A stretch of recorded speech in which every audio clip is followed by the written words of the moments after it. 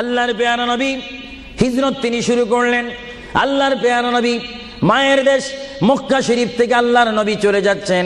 চলে যাওয়ার টাইমে সাইয়্যিদানা আবু বকর সিদ্দিকের ঘরের মধ্যে গেলেন।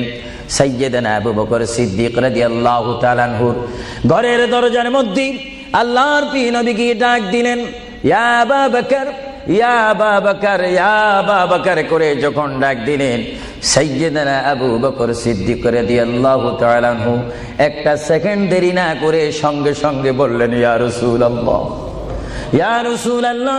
আল্লাহর পেয়ারা নবী চক্ষু মুবারকের পানি মুবারক ছেড়ে দিলেন, আবু বকর তুমি রাত্রে এমন সময় আমি এসেছি, নিশি রজনীর মধ্যে এসেছি, যেই টাইমে মানুষ একটু ঘুমায়, ওই ঘুমের টাইমে তোমার ঘরের দরজার মধ্যে এসে তোমাকে ডাক দিলাম।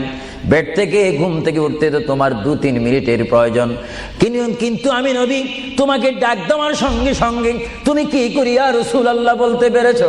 হযরত আবু বকর চোখের পানি ছেড়ে বলে, হুজুর